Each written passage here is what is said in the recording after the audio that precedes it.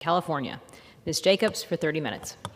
Well, thank you, Madam Speaker. I ask unanimous consent that all members may have 5 legislative days to revise and extend their remarks and include extraneous material on the subject of my special order. Without objection, so ordered.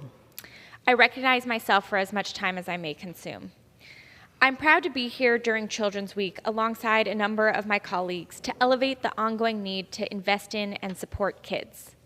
This year, Children's Week comes at a time when we're facing critically important policy decisions that could lift millions of kids out of poverty. Over the last 2 years, Congress made the most significant investment in kids in decades. Legislation passed during the pandemic, including the expanded and improved child tax credit, which I was proud to vote for in the American Rescue Plan, increased the share of federal spending on children by nearly 50%. But as emergency measures expire, children are experiencing a backslide. More than 3 million children have been pushed back into poverty since the expiration of the child tax credit. More than 6 million children are poised to lose Medicaid or CHIP coverage when the public health emergency is revoked, and thousands of school meal providers could be forced to shut down if child nutrition waivers expire at the end of this month, leaving millions of kids without healthy meals this summer. The expiration of these provisions comes at a time when children are navigating incredible challenges, including an epidemic of gun violence, a wave of LGBTQ+ legislation, and a mental health crisis.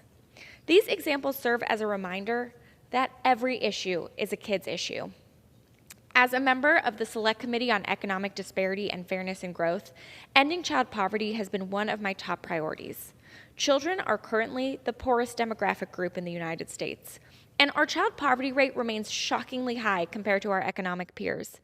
Even in some of our wealthiest states, like California, which I'm proud to represent, and in some of our wealthiest areas, like my district in San Diego, more than 40% of kids were in families experiencing poverty before the pandemic. America's kids deserve better. And the good news is that we know what works. The expanded child tax credit showed how much progress we can make when families have the cash they need to make ends meet. Child poverty fell by nearly 30%, and families overwhelmingly use these funds to pay for food and other basic needs. Since the start of the pandemic, the number of kids receiving vital health coverage has soared, and over 10 million more students have received free school lunches, saving families from completing complicated applications that can isolate children from their peers. There is so much more to do to support children and their families, including expanding access to affordable, accessible childcare, and I'm proud to be leading a letter alongside Representatives Bonamici, Castro, Houlihan, Himes, and McEachin in support of including childcare in any future reconciliation package. As a country, we also need a clear national goal to reduce child poverty, and we need data to inform our decisions and make sure no child is falling through the cracks. That's why I'm proud to be an original co-sponsor of the Child Poverty Reduction Act, and why I was proud to lead a letter alongside Congresswoman Del Bene and Congresswoman Jayapal calling for funding in the 2023 appropriations bill to improve our measures of child poverty and family material hardship. But investing in children isn't just the right thing to do to give kids and families a strong start. It's also the fiscally responsible thing to do.